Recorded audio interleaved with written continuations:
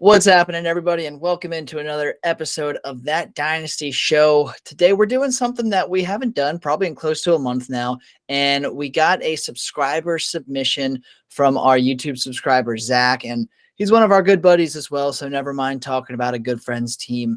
But before we get into it, Tyler, I got to introduce you as always. So how we doing today, buddy? I'm good, man. It's another day to talk Dynasty football and try to help out another team. And especially a team who's supporting us. Always a good day. Absolutely. So let's go ahead. We'll dive right on into it. Let me share my screen here. Share that old tab. Make sure I got the right one. All right. So here is the layout. It is a one quarterback dynasty league, PPR, as any normal league should be. And this is what Zach's got going for him. So we'll kind of work left to right and just talk about, each of the different positional rooms, and then we'll kind of grade it out and see where we think he's going to end up in 2022. So first things first, it's a one QB, right? That's definitely important to remember, but it's a pretty decent quarterback room, right? Between Matt Stafford and Justin Fields, I definitely like that. You got the young, or the old bull, and you got the young calf right there, right?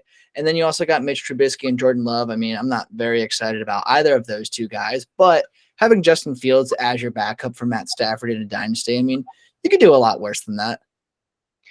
Yeah, I'm basically looking at this as those two, right? Matt Stafford and Justin Fields.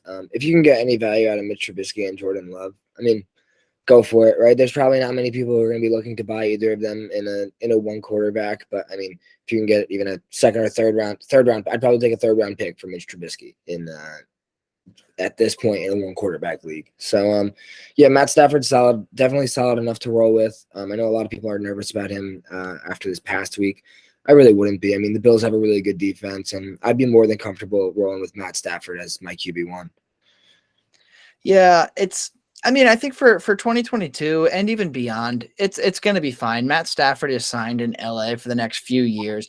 I know that we got to worry about that shoulder injury this year, and he did look not very good at all against Buffalo, but I'm going to chalk that up to a week one fluke, and I think he's going to bounce back pretty well. And actually, to be completely honest with you all, we're recording this right before the start of week two. So if we say something about any of these players that happened in week two, we're living in the past right here, so please excuse us on that one. But hopefully nothing changes too bad. But yeah, as far as I'm concerned, this quarterback room, Matt Stafford is a safe option. Justin Fields is going to be a boomer bust. Might break out this year, might not. We'll see what happens. But he could turn into a pretty good option for fantasy football. So overall, whether you're, and we'll get more into the team as we go. Spoiler alert, this is a contender, right? But I think having Matt Stafford in a contending team, it's pretty solid. Pretty solid. So go ahead. Sorry, buddy. No, I was just gonna say, like, this is like not the thick of what you're worried about in like one quarterback leagues, right? I mean, if you have a solid enough one, you're solid enough. There's no real two ways about it. Yeah, in one QB, like, I could care less who my quarterback is. Like, obviously, I would rather have Josh Allen than Matt Stafford for sure. But at the end of the day, I mean, it's a one quarterback league. It's not the end of the world either way. However, looking at this running back room, that is something to get excited about. I know Elijah Mitchell is out with injury, and then Khalil Herbert is just second fiddle to David Montgomery, whatever. But having that trio of Alvin Kamara, Joe Mixon, and Javonte Williams, I mean, theoretically, every single week you should have 3 top 15 running backs. I would be very surprised to learn that, this isn't the best running back room in this league. And I know in every dynasty league, there's at least, 1 to 3 different teams that really have the lion's share of that running back market. But Kamara, Mixon, and Javonte, it's such a healthy mix of youth and veterans, PPR upside, touchdown upside, good offenses. Like, I love this trio. There are not many other realistic trios that I would rather have on my dynasty team. Yeah, it's tough to upgrade from this running back room, right? I actually almost feel like it's kind of too overloaded as I look at the wide receiver group. But yeah, I mean, I'm most likely going to try and pick my favorite 2 out of these guys. If you ask me, it's going to be Joe Mixon and Javonte, and probably look to get some more value to spread out around my team with Kamara and Elijah Mitchell, trying to move laterally and down at your running back spot and maybe pick up another receiver or a pick or something like that. I just feel like it's tough to say that a room is too good, but it's going to be tough to get all three of these guys. Well, not really with this team, right? I was going to say it would be tough for most teams to get all three of these guys in a lineup in 1 week. But yeah, for me, I think the team just got to be more spread out. It's a compliment in its own right, in its own way, right, towards this running back room. But it's just a little bit too much for me, and I wish it was spread elsewhere. Yeah, see, I like it. I probably wouldn't move any of these guys if you're contending this year. And looking at this roster, I mean, this is probably a contender roster. The wide receiver room is not the best. There's a lot of things that need to go right for this to be a legitimate wide receiver room. If you wanted to flip one of these running backs for a pretty damn good wide receiver, I would have no problem with doing that either. But just know that then that wide receiver is essentially filling the flex spot that the running back is. So unless you're getting somehow at least a lateral move in points per game out of whatever receiver you're getting, I would personally probably hold on to all of these guys. I would, in a normal situation, I would say you should shop Elijah Mitchell. He's out for the next 2 months. He's probably not going to yield a very good return right now. I wouldn't sell him at this moment because his value is not there, essentially, right? Like, Tyler, just before we jumped on this video, we weren't even talking about Zach's team yet, but we brought up Elijah Mitchell, and I was like, yeah, he's dead to me. Like, I personally want nothing to do with Elijah Mitchell. I was already fading him this offseason. Now with a 2-month injury, it's like I'm not touching that with a 29-foot pole, right? But we'll take a look at these wide receivers. Brandon Ayuk. We know that I love Brandon Ayuk. I won't get too much into that. Mike Williams, he's about as boom or bust as they come. But when he booms, like, he's probably going to help you win that week, right? Like, he's going to go off for 25 plus points, which you got to love. So Brandon Ayuk and Mike Williams, if Brandon Ayuk breaks out how I think he will, you could argue that these guys are teetering for the wide receiver 1, wide receiver 2 role on this team. Darnell Mooney is probably the pretty obvious wide receiver 3, but after that, I'm concerned. Yeah, and I might have been getting ahead of myself when we were talking about the running backs, but this is kind of what I was looking at.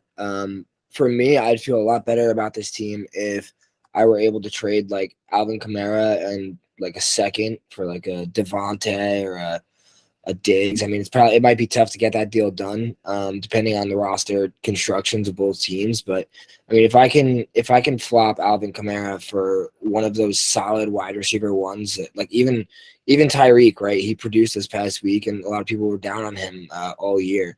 If you can move laterally with your running back to have a real solid wide receiver 1 that you can count on, I'd feel a lot better about having Brandon Ayuk, Mike Williams, Darnell Mooney, Gallup, and Julio behind a real solid wide receiver 1 if I'm contending. I just feel like you said, it's a lot of question marks, and I feel like it could definitely be answered with an exclamation point if you flopped the production you're getting from Kamara to the wide receiver position as well.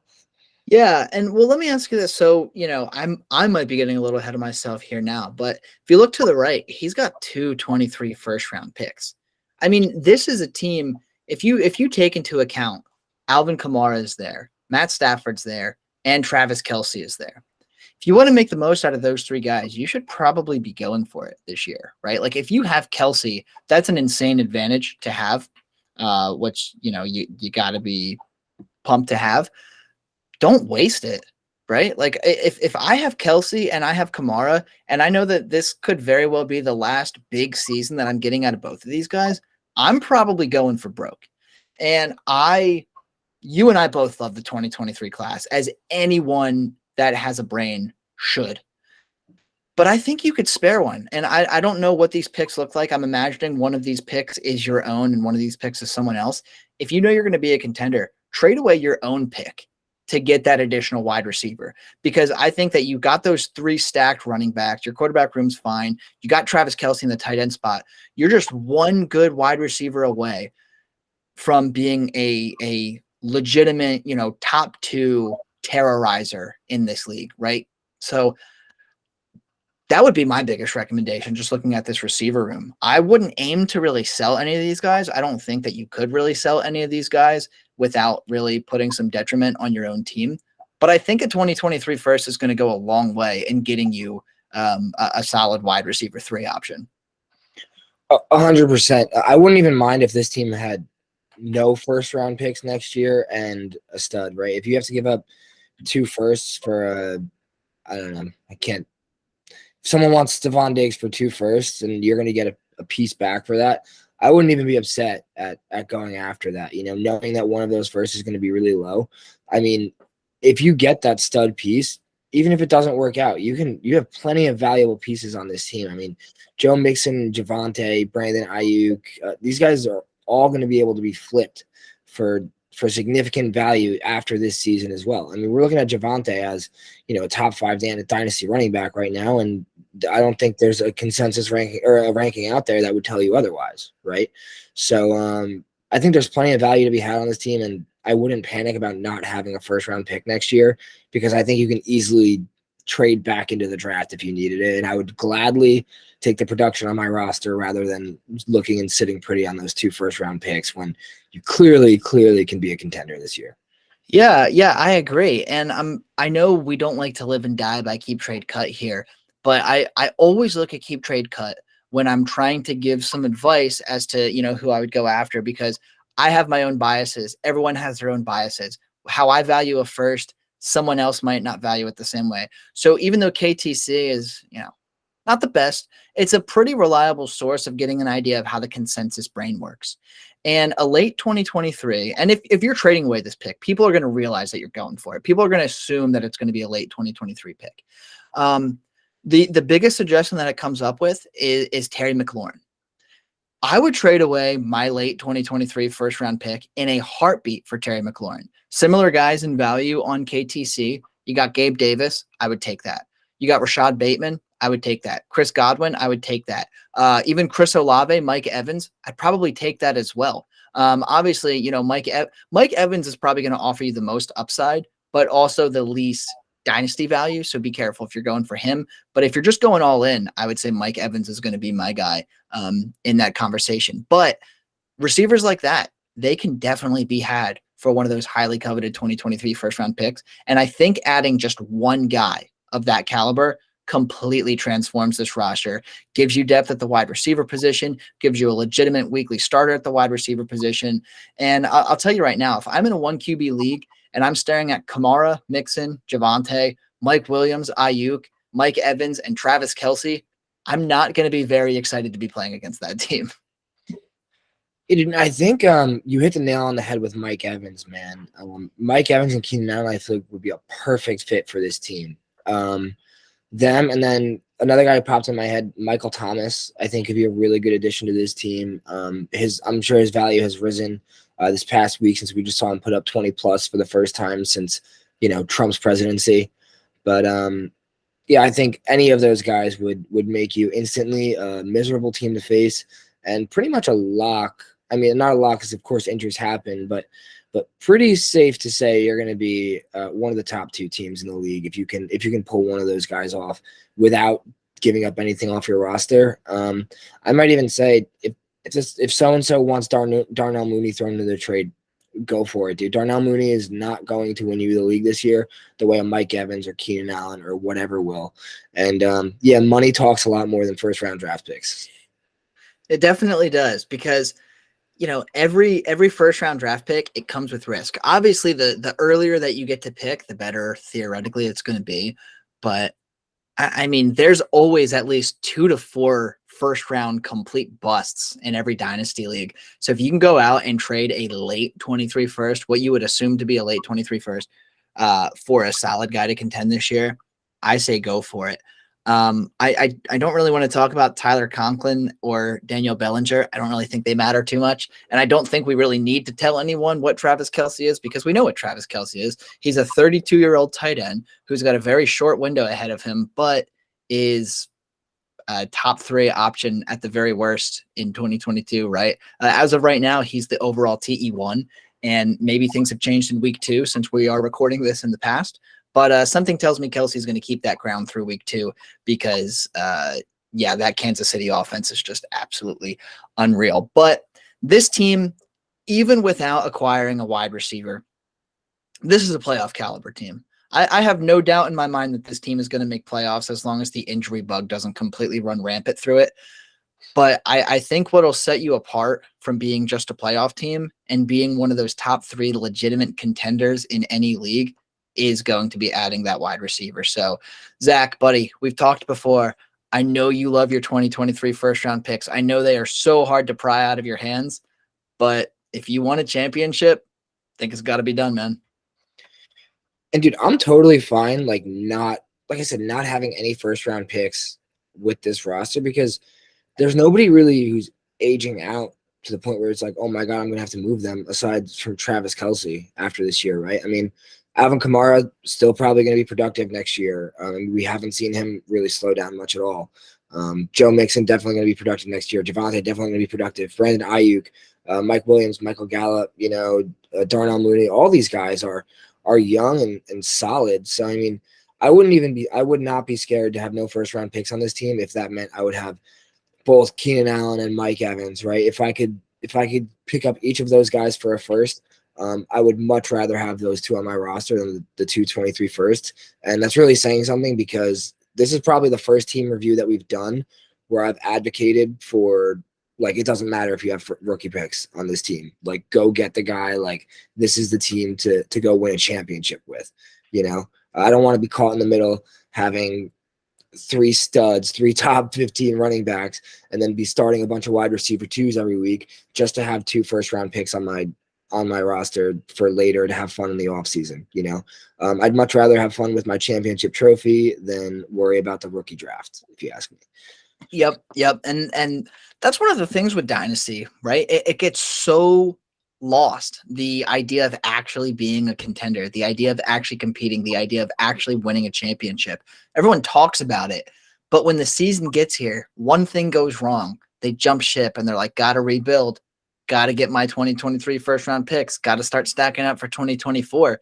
And I would argue that, and maybe this is an unpopular opinion, but I would argue that it is easier to win a championship in Dynasty than it is in redraft. Because in redraft, you have 12 people in that league all going for broke in that 1 year. Trading is harder to do because you don't have picks to trade. And once the draft is done, you got your blind bid fabs and everything like that. The waiver wire is not nearly as barren as it is in Dynasty leagues. So there's a lot of, upkeep with it. But in Dynasty, you have at minimum 2 teams in your league tanking each year, right? No matter what's going on, out of the 12 teams that are in your league, you're probably only competing with 9 of those other teams. And that's best. That's like worst case scenario is only 9, right? Like best case scenario, you might only be legitimately competing with 5 or 6 other teams in your league. So take advantage of that.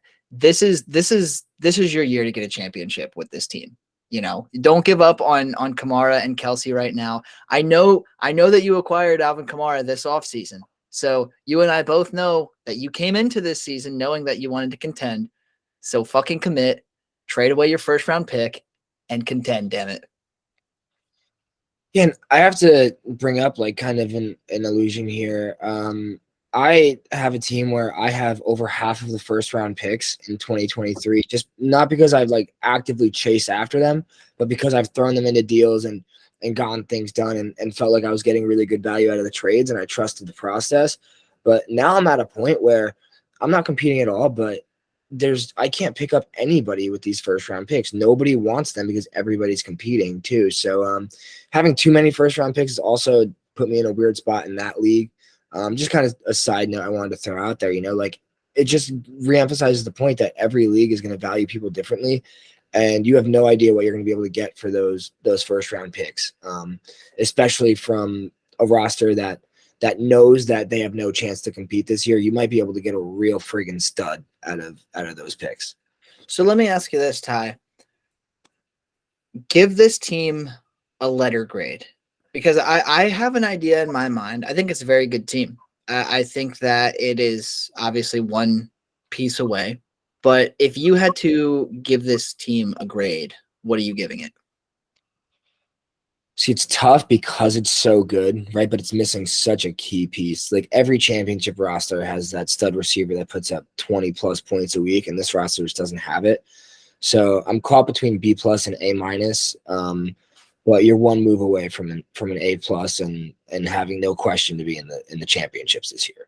Yeah, I'm thinking A minus, and I'm thinking A minus because I have faith that he's going to do the right thing. You know, having those 223 first at his disposal to do whatever it is that he pleases, that's the difference between a B plus and an A minus on this team, right? Because there's so many things that you can do with that. You can trade away one of those straight up. Hell, you could package a 23 first and Mike Williams and trade up for like an absolute elite receiver, which I also wouldn't have a problem with, right? So, there's a lot of different things you can do. You just got to explore the different possibilities. But yeah, I'm giving this an A minus. Ty, it sounds like you're erring more on the side of B plus, but yeah, Zach, great team, buddy. A bright future, but more importantly, a bright 2022. So take advantage of it while you can, because this team, I don't want to scare you out of anything, but having Kelsey and Kamara as your two main guys, it does give you a short window. So go for it while you can. Yeah, man, get those picks off this squad and go win a championship. That's I think dangle those picks out for the league for the next week or two. And I wouldn't even necessarily be in a rush to do it, right? Because like you're going to be a playoff team either way. You might as well wait until a handful of teams know that they're going to have to be rebuilding and not competing this year to get the best value out of those picks as well. Exactly. And if there's a trade deadline, I would make an argument that players are the cheapest that they're going to be at the trade deadline each year, because people just want to get rid of their players, right? They're so convinced that they're not going to get the value that they would get for them in the offseason. Like, not that you're going to sell Alvin Kamara from this team, but if there's a team that's not going to make the playoffs and they want to sell Alvin Kamara before the deadline, you will be able to get a guy like that at a discount because, like, for example, Kamara's age and his legal situation, that's going to be a big factor this offseason. And I think after the 2022 season, his value is going to see a massive dip. So someone like Alvin Kamara, someone like Travis Kelce, these older players in their position, they're going to be cheaper at the trade deadline. So I like that you pointed that out because, like you said, we already know that this is going to be a playoff team. So you don't got to rush it. Take your time, buy low on certain players if you can, pay attention to all of that fun stuff. But yeah, good team, good philosophy, do the right thing, and you're going to have a ton of fun. But yeah, so Ty, I appreciate you taking a look at this with me. Zach, I appreciate you submitting your team here. It was definitely a fun one to go over. It's not like many of the other subscriber submissions that we have had. Usually we get one that's either a complete, beast or just in a complete rebuild. And this is kind of, this is closer to a beast than a rebuild, 1,000%, but a lot of fun, a lot of different scenarios to digest in this one, and had a lot of fun doing this one. Yeah, and I would say good luck to you, but I don't think you're going to need much of it. So GFY. Yeah. Yeah, GFY, Zach. But that's going to do it for us here on That Dynasty Show today. If you do have your own roster that you'd like to submit to us and you would like us to review, grade it out, maybe give you a couple scenarios, we are more than happy to do that. Anyone that is a YouTube subscriber, anyone that is a Discord member, you guys always have top priority. We typically give it to our Discord members and then our YouTube subscribers. But yeah, submit those teams if you want us to go over it. And, even if you don't want to do a full team analysis, hop in the Discord. Tyler and I are always in there just chatting with people. We'll comment on your team. If you have a trade that you want us to look at and review, we're happy to do that. If you want us to do a full team review, make a video out of it, hey, we're happy to do that as well. That is the benefit of us being a smaller channel at the moment, is that we can give everyone the time of day. We can look at everyone's individual rosters and give customized advice. And, we're hoping that we get big enough one day to where we're having an issue maintaining it. But I promise you guys, if we can get to them, we will. And right now we definitely can. So more than happy to help out there. So leave those comments, join the Discord, hit that like button if you like this video. And of course, you know, if you want to hear more of us, if you want to see our faces some more, hit that subscribe button because those subscribers are extremely important to us. We are thrilled to have, you know, at the time of this recording, all 62 of you, and looking forward to the next 62. Looking forward to the next 6,000. Next 6,000, next 60,000, 600,000. Hey, you know what, dude? Mr. Beast, right? He just hit, what was it, 100 million subscribers? We're coming for you, buddy. We're coming. Yeah, we're gonna make a serious dent in that. Yeah, no doubt, no doubt. We got about 0.0002% of whatever you got going on, but we're having a ton of fun with it, and we're going to continue having a ton of fun with it. But for myself, for Tyler, for that Dynasty show, we will catch you guys next time.